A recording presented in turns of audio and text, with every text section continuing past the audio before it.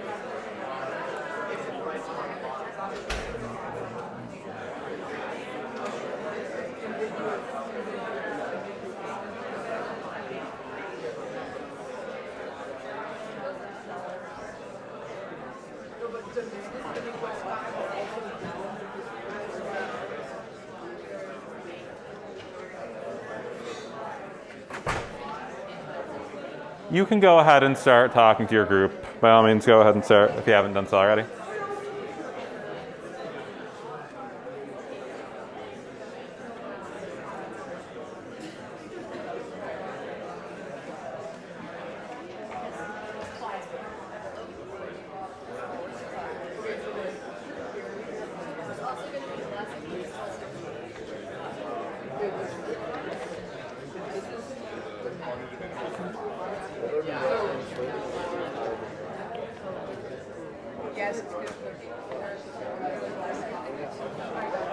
Yeah, what's up? So I know we're about to discuss this with the whole class, but could you not kind of rule out, because obviously like we're seeing there's a high demand for the product, it doesn't really affect the price of the jerseys, given that they're going to stay relatively the same, but because it changes, or there's a shortage of an item, that's what's going to make it more expensive, correct? They would have stayed the same price if there was just a higher demand for it, because the NBA has a regulation of all jerseys. Yeah, so that's a good point, right? Like if there is a set price by the league and there are some rules in place.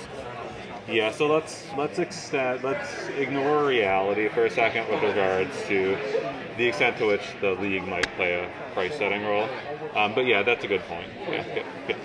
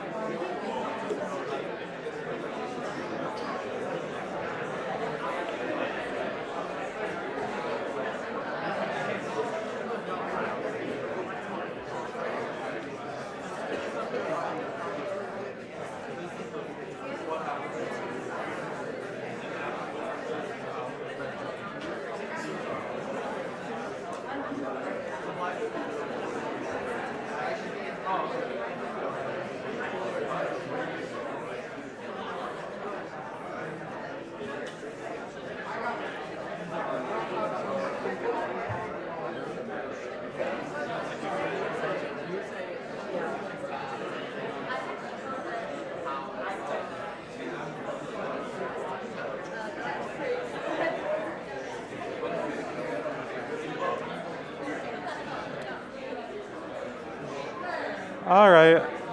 I'm going to bring us back together to discuss these two questions. Okay. And just like last week, I'm going to offer bonus points to the entire group if you're volunteering an answer to these questions.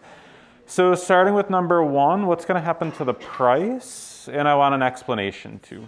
How about you? Maybe, yeah. It would increase. Okay, price is going to go up. Go ahead. The championship would increase the demand. Yep. And then the event, like some other event, the supply would go down and both of the factors would push the price up. Yeah, absolutely. So price is going to go up is the overall impact, and I absolutely agree. Two reasons for that. On the demand side, people want more jerseys. Increase in demand is going to push price up.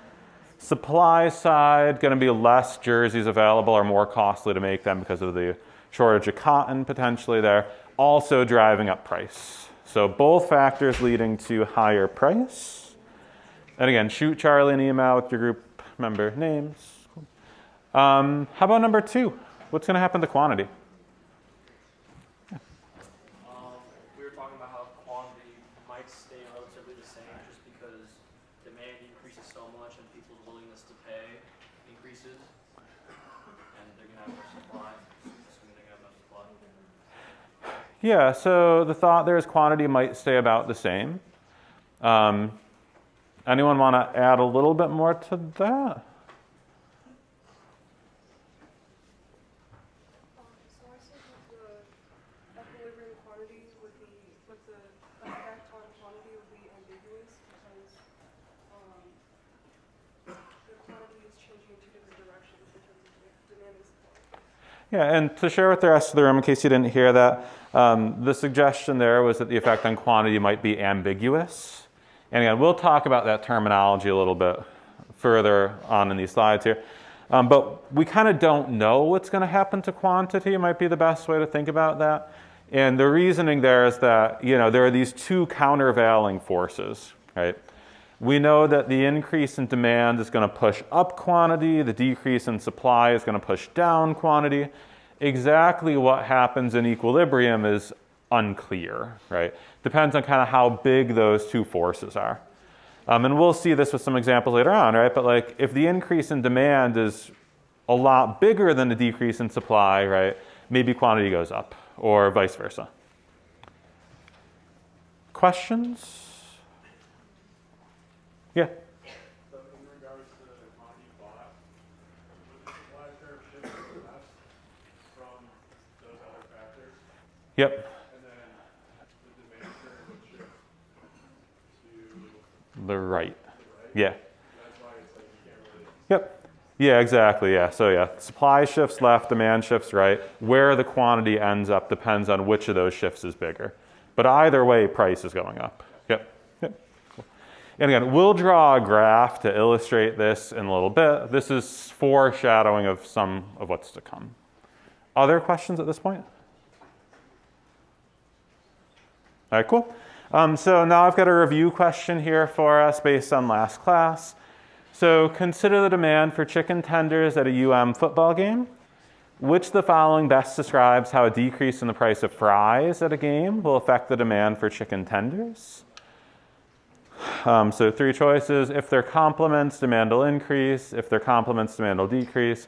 If they're substitutes, demand will decrease. Or D, more than one of the above. So take 20 seconds on your own, and then I'll ask for a show of hands for this one.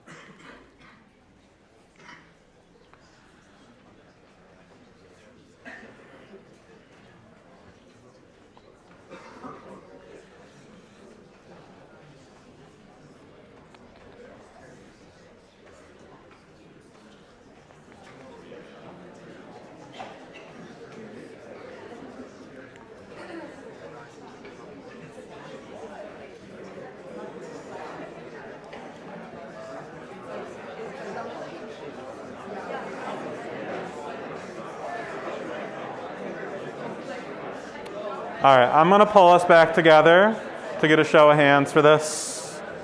All right, bringing us all back together, please. All right. Can I get hands for A? Any hands for A? Can I get hands for B? Any hands for B? Can I get hands for C? Any hands for C? How about hands for D? Yeah, okay. Good job. D is the correct answer. So looking at these choices here, if the price of fries decreases and they're complements, you're going to buy more chicken tenders, right? So if you're buying chicken tenders and fries together, fries become cheaper, you're going to buy more chicken tenders to go with them. Alternatively, if they're substitutes, either you're buying fries or chicken tenders at the concession stand. If fries are cheaper, you're going to buy fries instead of chicken tenders. So demand will decrease for chicken tenders. Any questions on that? Okay, cool.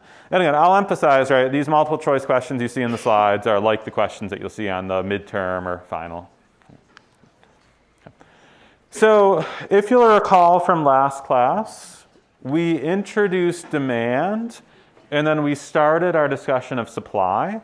So we're going to continue that discussion of supply today and also conclude with our discussion of equilibrium. So kind of wrapping up the supply and demand chapter. So last time we talked about supply. Law of supply tells us supply curve slopes upward, right? Higher prices, sellers are willing to produce more units of the good and sell more units. Lower prices, the seller produces and sells fewer units. Now we're going to spend some time talking about 5 factors that shift supply, much in the way we talked about 5 factors that shifted demand. The first of which are input prices, which is something that was alluded to in the think, pair, share exercise. Right? So input prices are the cost of the things that are used to make a good or service. Right? The costs of those factors are inputs. So if we're talking about producing a jersey, right, cotton is one of the inputs. An input price would be the price of cotton, right? And how this affects supply? Well, when an input becomes more expensive, it becomes more costly to produce the good that you're producing. So you're willing to produce less at any given selling price. So supply is decreasing. Similarly, if that input price falls, you'd be willing to produce and supply more at any given price. Right? So input prices, cheaper inputs you produce more expensive inputs you produce less. Right? So again, we talked about the example from the think, pair, share of cotton and jerseys. Harder to come by cotton becomes more expensive, you produce fewer jerseys. To give another example here, if we look at recent changes to NCAA athlete compensation, we might expect the supply of NCAA games to fall, right?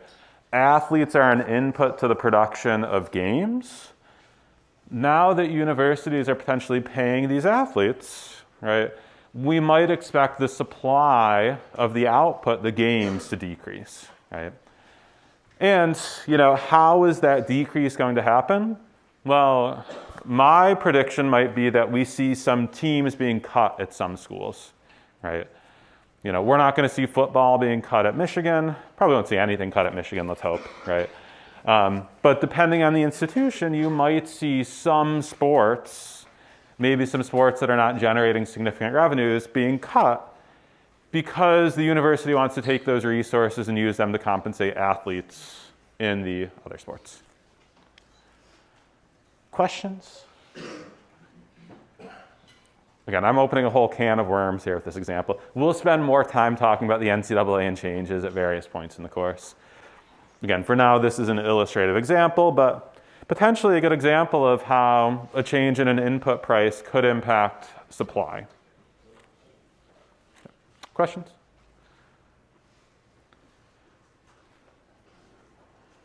Yeah?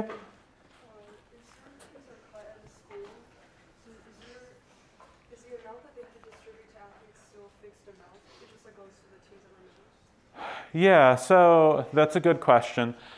So under the settlement, right, and I'm going to give us 3 minutes of background on this because it's a whole big thing that we'll talk about in more detail at various times, right?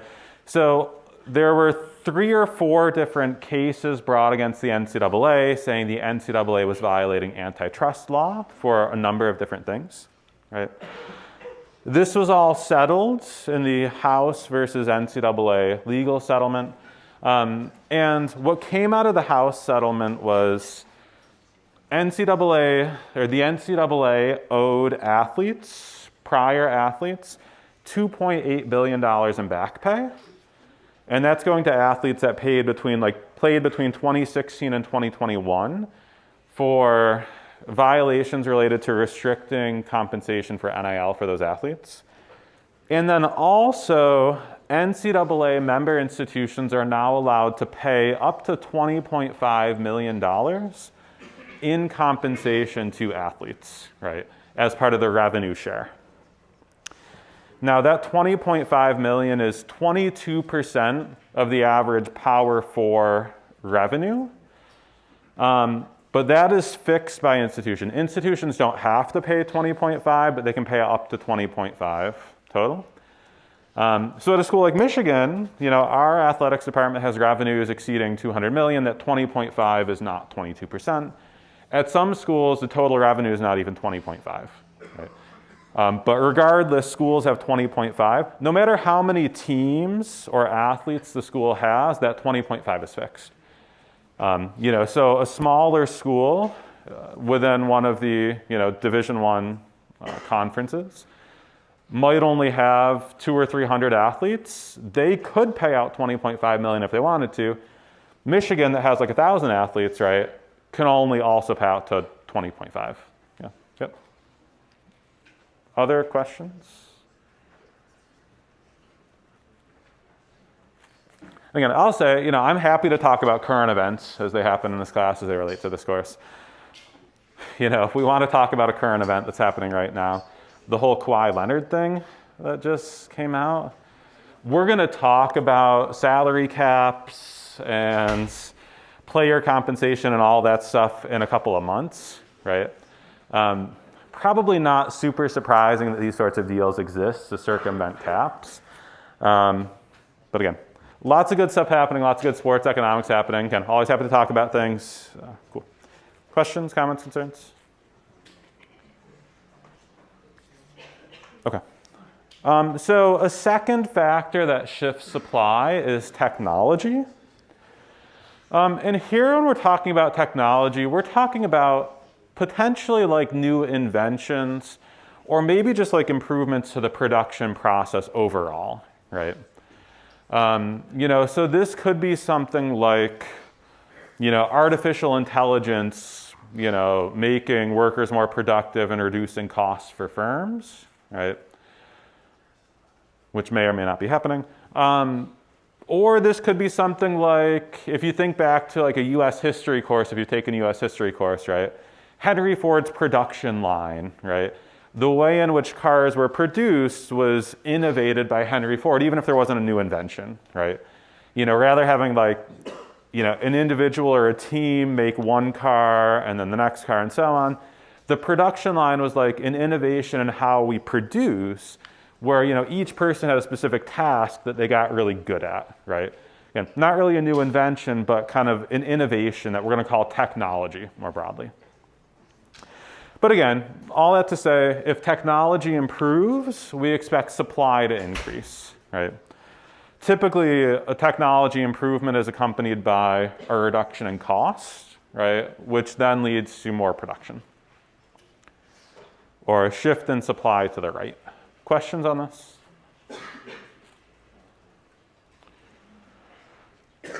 A third factor that's going to shift supply, and this one should look familiar from last class, expectations about future prices.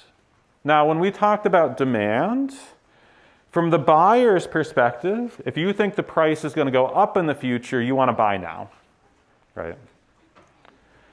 From the seller's perspective, if you think the price is going to go up in the future, you don't want to supply now. If you can withhold your supply and put more on the market when the price goes up, you'd prefer to do so. So the supplier's perspective, if you think the price is going to go up in the future, you would like to decrease your supply today. Alternatively, if you think the price is going to go down in the future, you want to flood the market now while the price is still high. You're going to increase your supply today.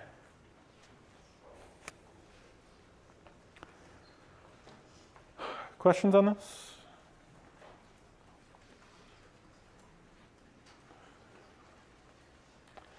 And again, hard to think about this from the perspective of a firm, potentially, if you've never been in the position of running a business.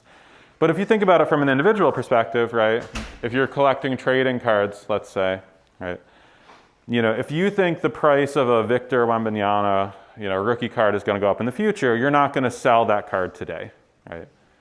Alternatively, if you think that he's never going to come back and fully recover from this blood clot issue, right? Maybe you sell today while the price is still high for those rookie cards, right? So again, from the seller's perspective, what you think is going to happen to the price in the future can affect your decision making.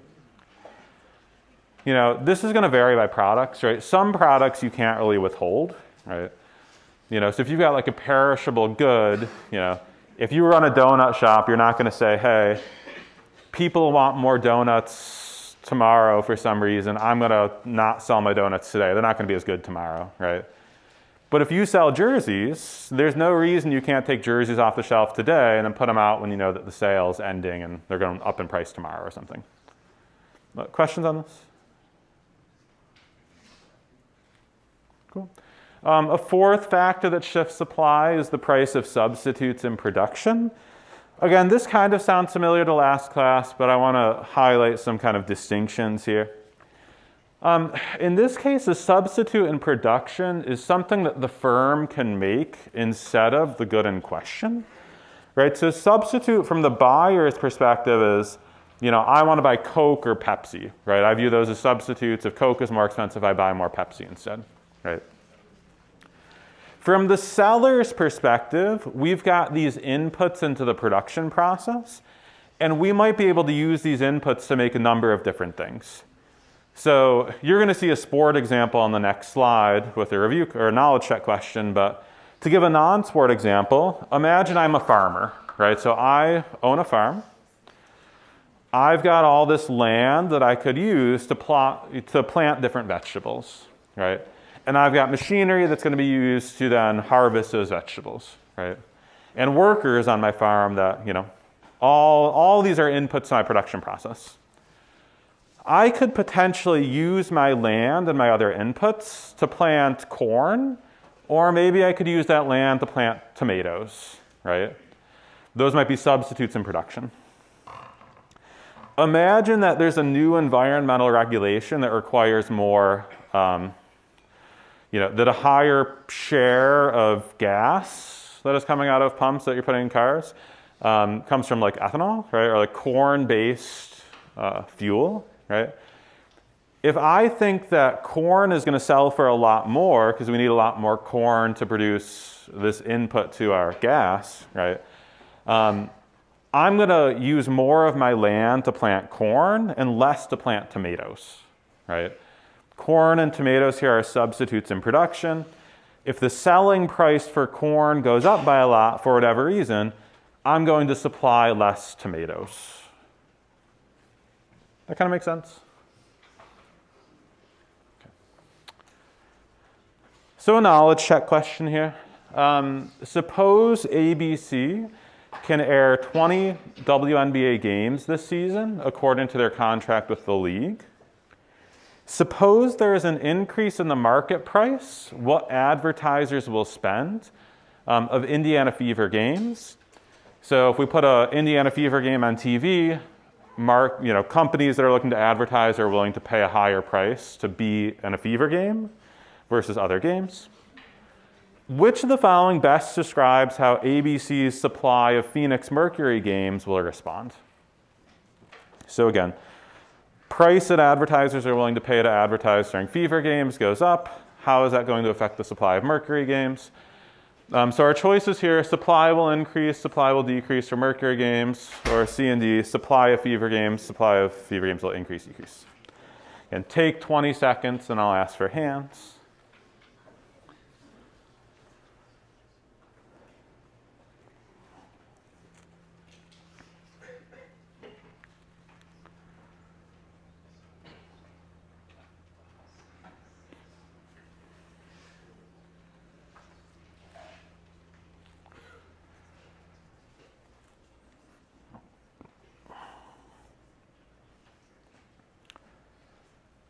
Hands for A,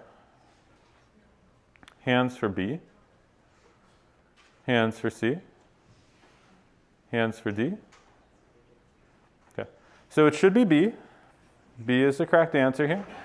So, making reference to this last slide, substitutes in production.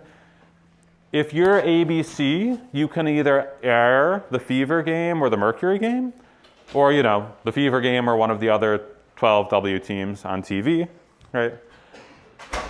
If you can get a better price from advertisers for those Fever games, you're going to want to air more Fever games, which means your supply of everything else is going to decrease, right? So in this case, we're going to move along the supply curve for Fever games, so our quantity supplied of Fever games will increase. Our supply for Mercury games or other WNBA games is going to decrease. Questions on this? So again, you might have been tempted to pick C, but again, if the price of the good in question changes, we move along the supply curve, So that would be an increase in quantity supplied. Correct answer here is B. In this case, the supply of a substitute in production is going down. Questions? Okay. And then our last factor here that shifts supply before we move on to discussion of equilibrium. Just like with buyers, the number of buyers impacts supply. The number of sellers also impacts supply. And probably not surprisingly at all, if you have more suppliers in the market, supply is going to increase. If you have fewer suppliers in the market, supply is going to decrease. You know, what might affect the overall supply in a market? I don't know, maybe something like government regulations, right? If there's a more favorable business environment, it's easier to form a new business, you might see more suppliers in a market, right? More supply potentially means more competition, which is going to drive down prices, increase output. Questions on this?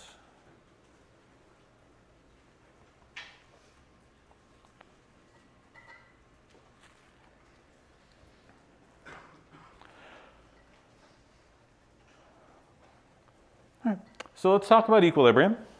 So now we're going to bring supply and demand together. So when we're putting supply and demand together on one graph, the point where the two curves intersect is called the market equilibrium. So intersection of supply and demand in a supply and demand graph is our equilibrium. Now, the price where the two curves are crossing is the equilibrium price. The quantity where that intersection happens is our equilibrium quantity. And we'll note that this is a state of equilibrium because, you know, this quantity where the two curves are intersecting is happening at a point where, you know, the number of units of the good that buyers are willing to buy is exactly equal to the number that sellers are willing to sell, right? So we're in this state of equilibrium because what buyers want to buy and what sellers are willing to sell is the same. We're going to take a look at this graphically, so bear with me for just a second while I start a Zoom session.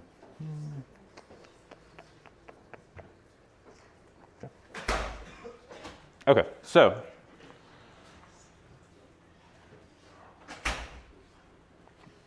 illustrating this graphically here.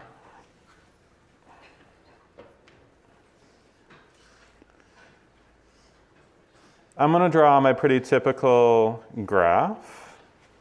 I'm going to put price here on the y-axis and quantity here on the x-axis.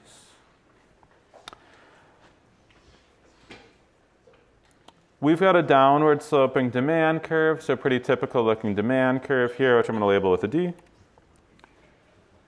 And then an upward sloping supply curve.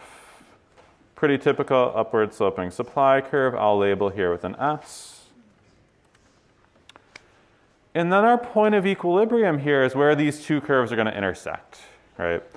So where these two curves come together, I'm going to draw a little dot here for my equilibrium. I typically like to draw kind of like a dotted line down to the q-axis and a dotted line across to the p-axis here. And I'm going to label this with like P star and Q star for equilibrium price and quantity. So good. Pretty simple supply and demand graph here with my equilibrium illustrated. Equilibrium is happening where those two curves are coming together and intersecting. Cool. Questions so far? Okay. So one question that is worth asking or pondering here is, how does the market actually get to that equilibrium point? And I'm going to kind of work us through an illustrative example. And the slides, there's a slide here. I'll hop back to the slide after I draw this out. A slide that kind of explains this, but like, let's imagine a hypothetical example. So I'm going to draw a graph again. And I'm going to use the example of donuts here. I'd worked at a donut shop earlier in my life. So let's imagine we're considering the market for donuts. So I'm an entrepreneur, and let's suppose that I, as the entrepreneur here, have decided I want to open up my own donut shop. the question here is, at what price should I sell my donuts? Now, it's nice to think about supply and demand, in a very conceptual manner in this class, right? But in practice, I have an idea as a business owner how many units I'm willing to sell at various prices, right?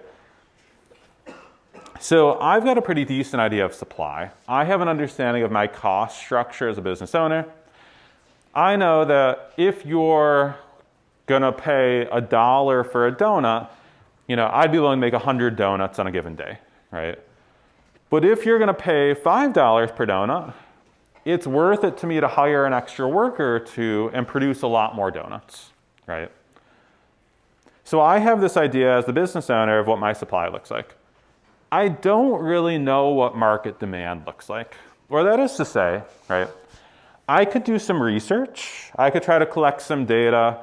I could, if I had access to competitor data, which I probably don't, right, I might know about how many donuts, Tim Hortons sells on a given day or Washtenaw Dairy sells on a given day, right? Maybe I could collect that sort of information.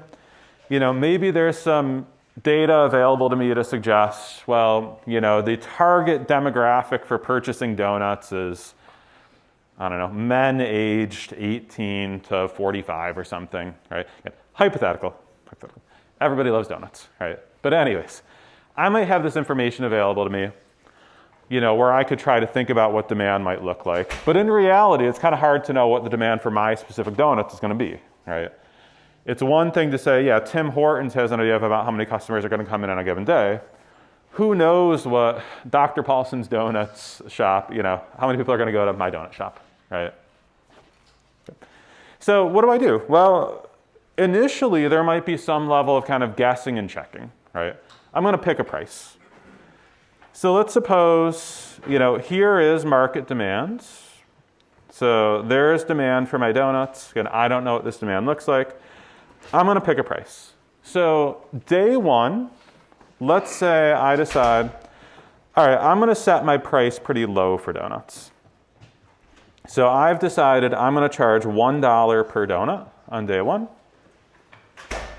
At $1 per donut, according to my supply curve, maybe I'm willing to produce 100 donuts. So here's my quantity supplied. So what happens on day one? Well, if you know anything about the production of donuts, you need the dough to rise, right? So you can't just kind of make donuts on command, right? You initially kind of make the donuts, make the rings. They need to rise for a while. And then typically overnight, you throw the donuts in the fryer. You might ice or frost the donuts in the morning. You're not making more donuts once the day starts, right? Sorry, it's lunchtime. I'm talking a lot about food here. I apologize. But anyways, right? So you're making these donuts overnight. So once I sell out of donuts, that's it for the day, right? So I've made these 100 donuts. My plan was to open up my donut shop at 6 in the morning and close at 4 p.m. in the afternoon. Well, at $1 per donut, word spreads on social media. Somebody makes a TikTok saying, hey, there's this new donut shop in town. The donuts are pretty good, and they're only charging $1 per donut. Lots of people show up to my donut shop. I plan to stay open until 4, but I sell out of donuts by 9 a.m., right? What happened here was that the quantity demanded was a lot greater than quantity supplied. Maybe at a price of $1, people would have been willing to buy 400 donuts if I kept the shop open all day and had enough donuts. But I ran out of donuts by 9 a.m.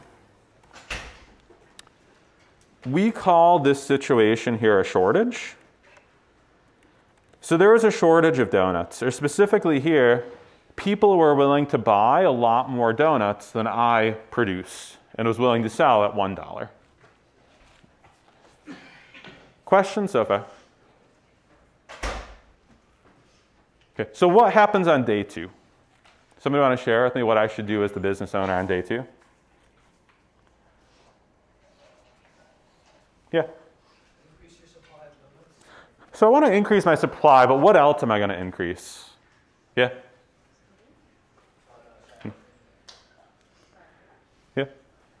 I'm going to increase my price, right? I want to charge a higher price for donuts on day 2. And again, I don't know what demand looks like, but I'm saying to myself, hey, you know, I could have had 400 customers if they kept coming at the pace they came in the morning, right? Maybe I overshoot a little bit here. Maybe I say, okay, I'm going to try $4 per donut on day 2, right? So what happens at $4 per donut? Well, at $4 per donut, again, my supply curve tells me how many units I'd be willing to produce and sell. So looking at the supply curve here, maybe I produce 350 donuts. So here's my new quantity supplied. I'm producing 350 donuts here on day 2. But what happens? So, you know, I make the donuts overnight, you know, whole donut production process thing, right?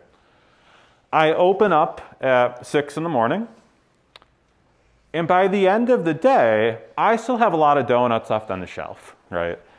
If we look at the demand curve here at a price of $4, I might have produced 150 donuts.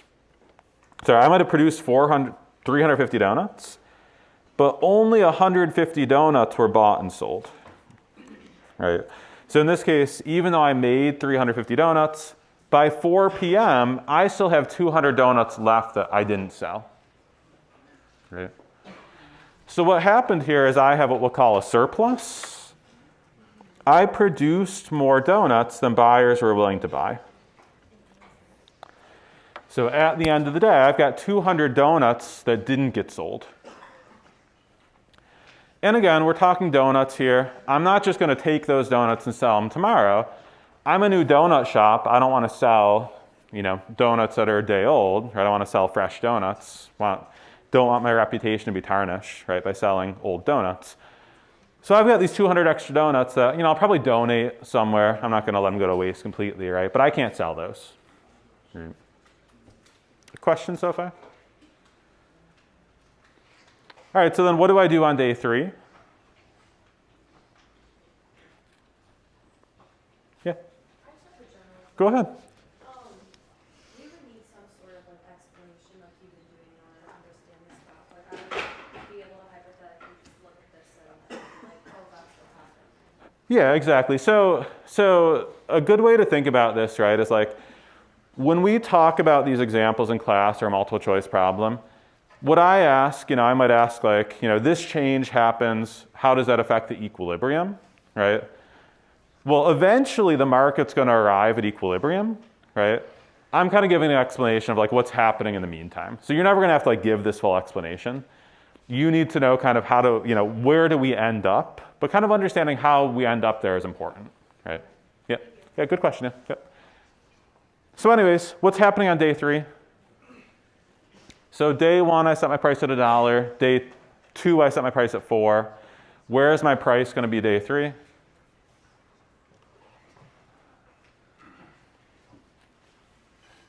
Well, somewhere in between, right? Yeah?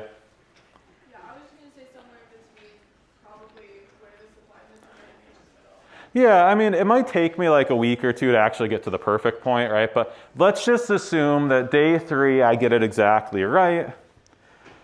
You know, day 3, I end up setting my price at, I don't know, let's say this equilibrium here is maybe 275 or something, right? So day 3, I'm going to set my price at 275. At 275, I produce, I don't know, let's say this is 275 donuts. So that's my quantity supplied. That also happens to be quantity demanded at that price, right? So day 3, I've arrived at the equilibrium, kind of going back and forth here. How does that day play out in practice? Well, I produce 275 donuts overnight, right? I open my shop at 6 in the morning, and at 4 o'clock or 3:58 or something, right, the last customer comes in, they buy the last 2 donuts on my shelf, I have exactly nothing left, right? my quantity supplied exactly equaled how many donuts people wanted to buy on that given day, right? So I arrived at this market equilibrium. Questions on that?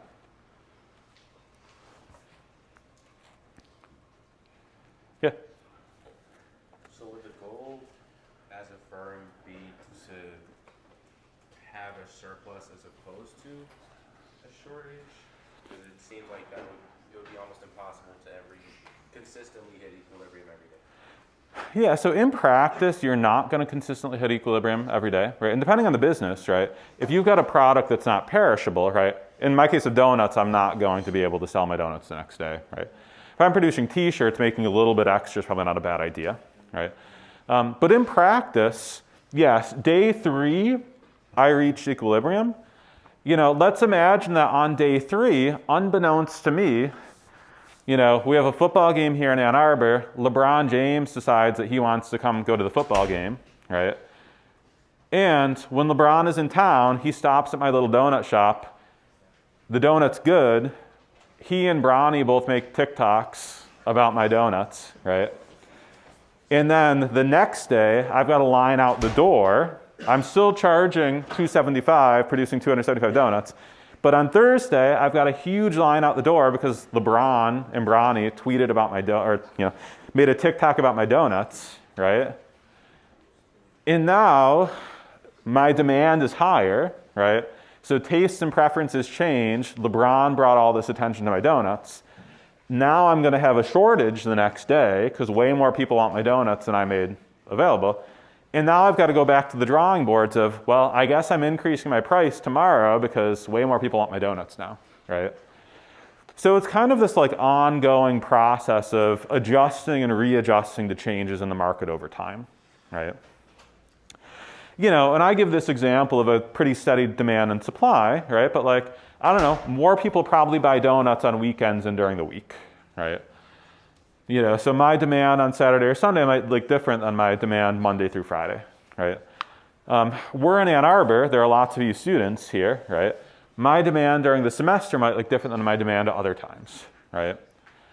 My demand on a Saturday when there's a football game at home is going to look different than my demand on a Saturday when there's no home football game, right? So again, you know, I'm giving kind of a pretty simple example here, right? The actual process is a bit more complicated. But the overall takeaway here is like, the market is going to always be trying to move toward equilibrium, right? Whether we ever get there, it's kind of a moving target, it's hard to say.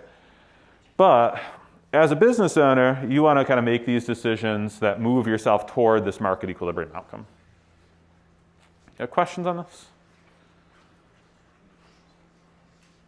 Okay. So hopping back to the slides, and I'm going to stop the share here.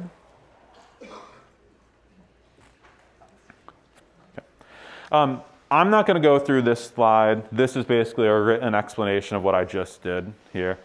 But it does give a formal definition of surplus and shortage. So a couple of definitions on that slide here. Again, we talked about this example. I'm going to jump to the next slide, which discusses changes in equilibrium, right? So again, suppose that the market is initially in equilibrium. What's going to happen when either supply or demand changes, right? So now we're in equilibrium. What happens when something changes? And what we're going to see here is that it's more complicated on multiple curve shift, but we can use the supply and demand graph to kind of understand. So hopping back to the whiteboard screen, let's imagine this example once again.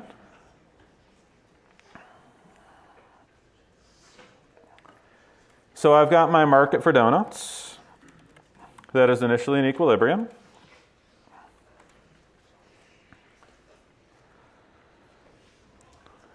So I've got a downward sloping demand curve and an upward sloping supply curve.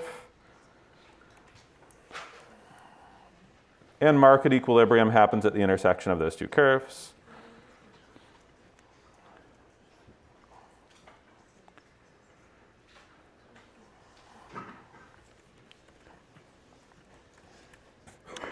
So now what happens if something changes in the market? So coming back to my LeBron James and Bronny example, right?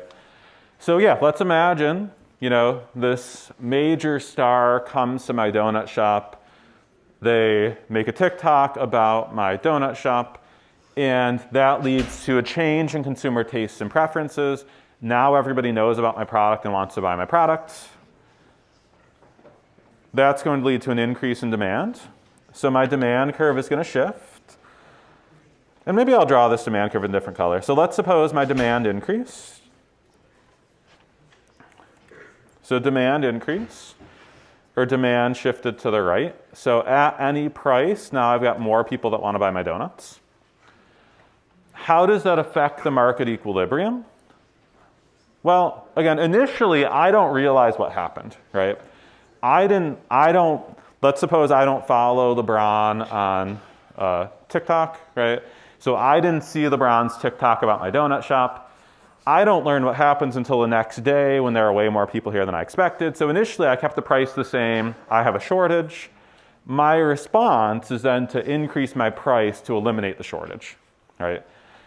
So initially, we might end up at this point where I'm not producing enough donuts, got more people want to buy than I'm willing to sell.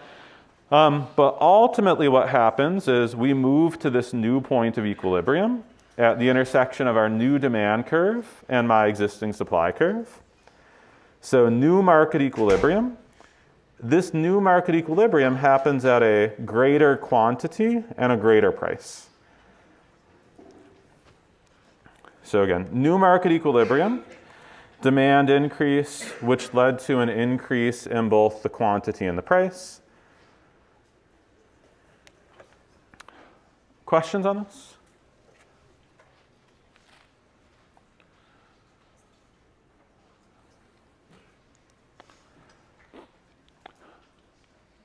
All right, cool. I'm going to give us another example, and to make my life easier, I'm just going to press the back button a bunch of times and just reset this graph. So if you want to draw this graph, do it quickly.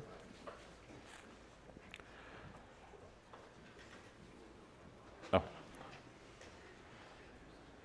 And again, I'm posting these lecture recordings, so you can always go back to things if you need to. So let's imagine a different change happens. Specifically here, let's suppose that the state of Michigan decides to increase the minimum wage, right? So workers at my donut shop are probably making just about the minimum wage, if not the minimum wage. The state of Michigan decides to increase the minimum wage. Workers are one of my inputs to the production process, so this represents an increase in my input costs. Which curve is going to shift and in which direction on this graph?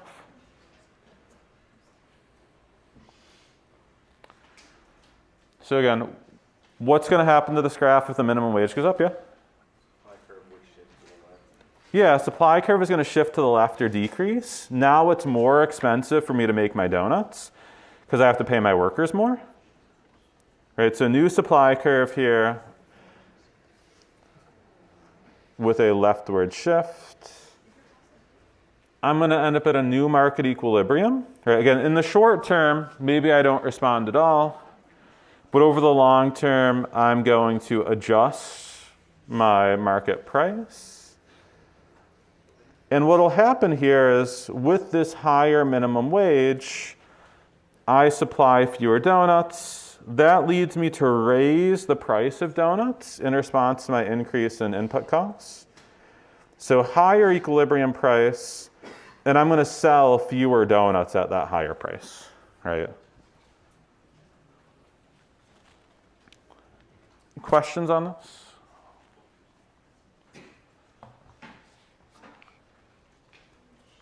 Yeah.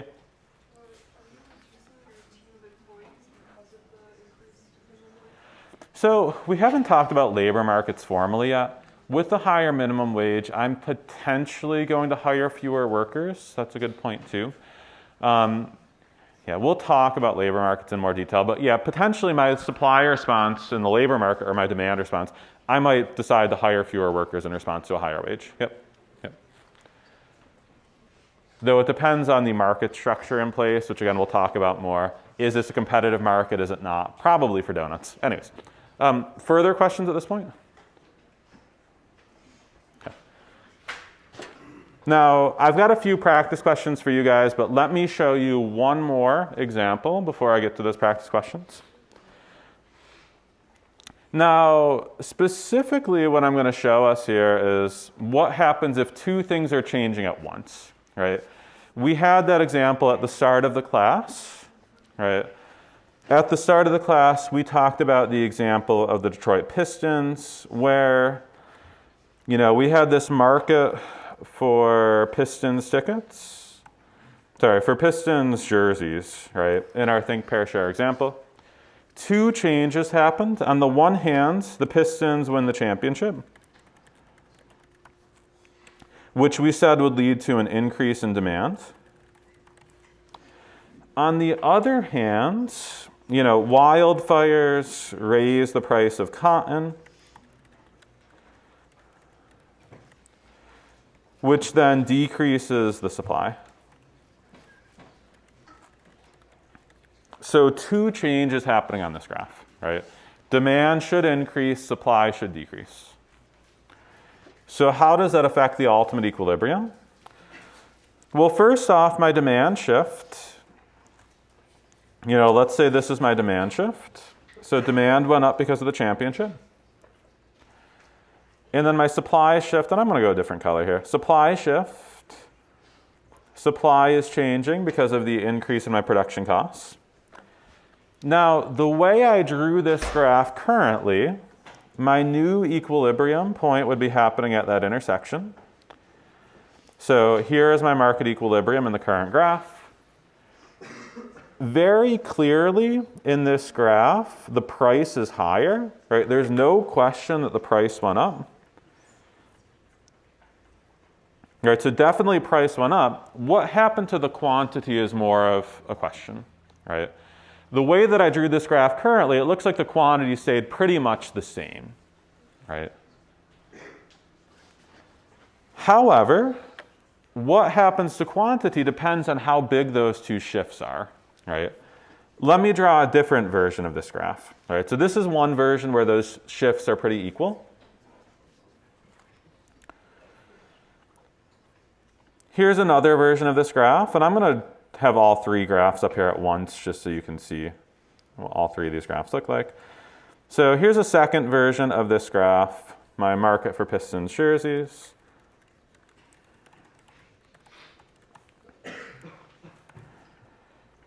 And again, this graph, I'm drawing kind of my initial equilibrium.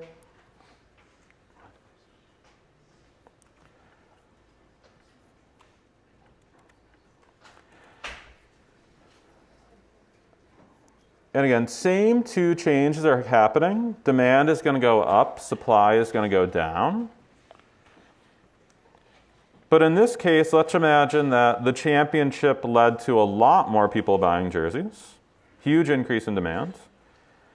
On the supply side, maybe there were some wildfires, but not like a ton of wildfires, right?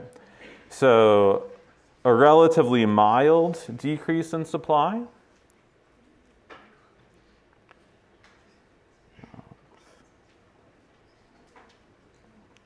So relatively mild decrease in supply here. Here's my new equilibrium at the intersection of those new curves. Pretty clearly in this case, again, price is still going up. That's never a question. But in this case, the quantity also appears to go up, right? I'm going from here to about here with my quantity, right? So big increase in demand, small decrease in supply, quantity is going up. And then third scenario, right? Third scenario is big decrease in supply, smaller increase in demand. So once again, still my market for Pistons jerseys.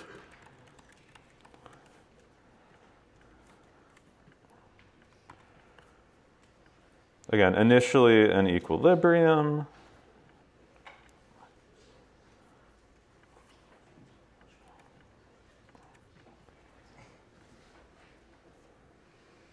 But now this time, my demand increase is going to be small. So people are excited about the championship, but I guess not that excited about this championship. But the wildfires are huge, like most devastating wildfires on record. Supply has decreased substantially. You know, here's my new equilibrium point at the intersection of new supply and new demand, right? And pretty clearly here, right, price is still higher, but quantity has clearly gone down, right? So again, kind of overall takeaway here is price increases. The change in quantity is ambiguous. So we don't know what happens to quantity. Questions on this?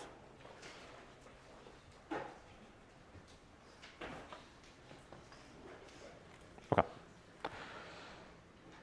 Hopping back to the slides. Got a knowledge check question for us here. So consider the market for LA Dodgers tickets that is currently in equilibrium. Suppose the price of LA Angels tickets decreases. How will this affect equilibrium in the market for Dodgers tickets? Take a minute or two to think about this. You can talk to someone nearby as you think about this. I'll bring us together to answer this in just a minute.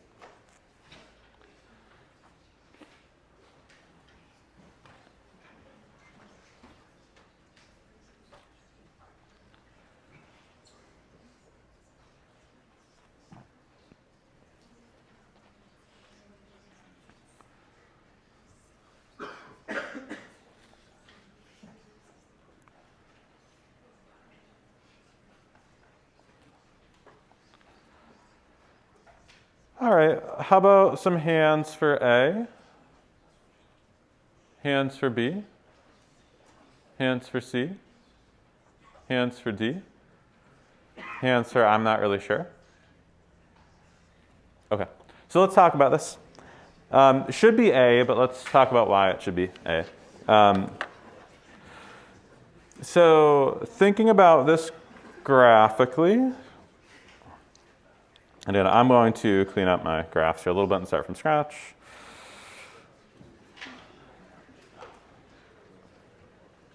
Okay, so I'm looking at my market for Dodgers tickets.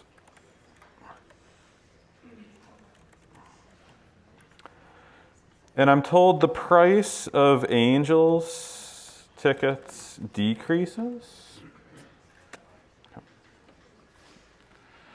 Now, I didn't indicate this in the slide here, right?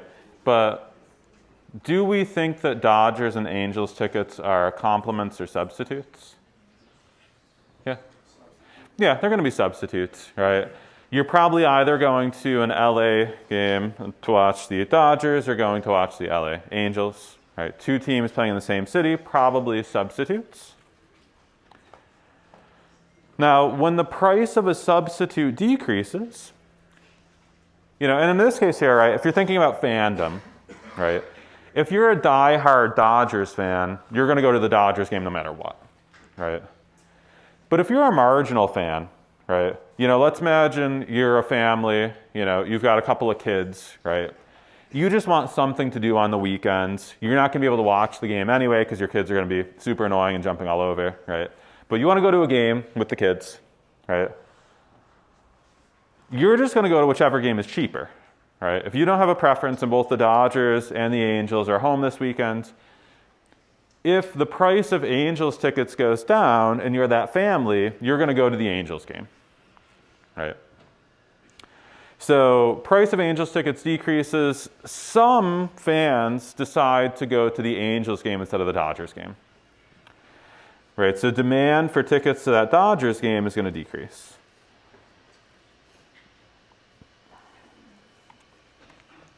So then what's happening to our equilibrium with lower demand? Well, here's our new equilibrium.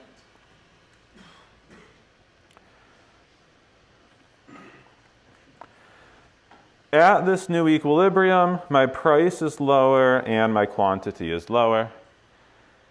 All right, so in terms of our answer choices there, equilibrium price and quantity both decreased. Questions on that? And again, if I'm a test taker here, right, and I don't know what you guys remember from day one of the course, right, but like my undergraduate degrees were in economics and math, my PhD's in economics, right? When I was an undergraduate student in econ classes, you would see little pictures of graphs within my exam booklets, right? So if I were you and I'm taking the midterm, you're going to have an hour and 20 minutes for 25 multiple choice questions. If you see, or 33 multiple choice questions, I think. I don't remember the exact number. But no, I think it's 25. Anyways, I would draw a graph for this sort of question, right? Just to make sure that I know exactly what's happening, right? So draw a quick little graph. It doesn't have to be nice and perfect, right? But a quick little graph can be helpful. Any questions on this? Okay. So going back to the slides.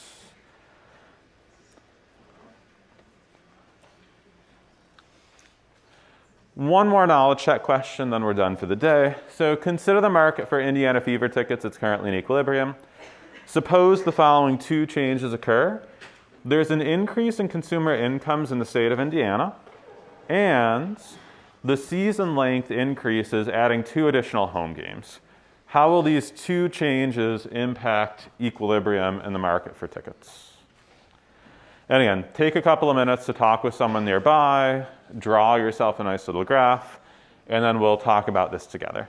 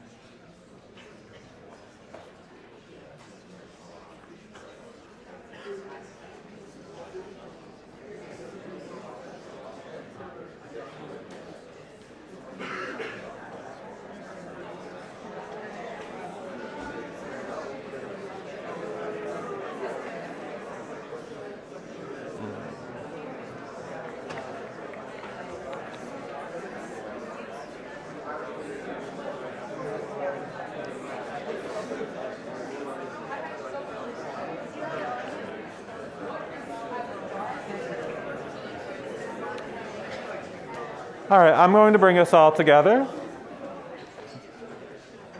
All right, so hands for A, hands for B, hands for C, hands for D. Good, so the answer should be C. Now let me just quickly draw this graph for you guys, and then you're free to go. So what we're seeing here in this graph,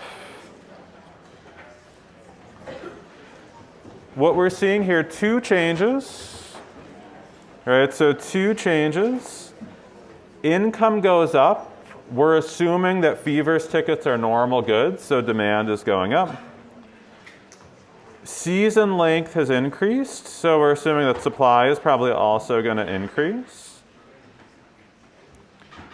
And what we end up seeing here is clearly the quantity is higher. Both of those changes led to more quantity. What happens to price depends on how big those shifts are, right? If I do a big shift in demand, price is going up. If I do a big shift in supply, price is going down. This looks like price stayed about the same. All right, that's all I've got for today. I will see you guys next Monday.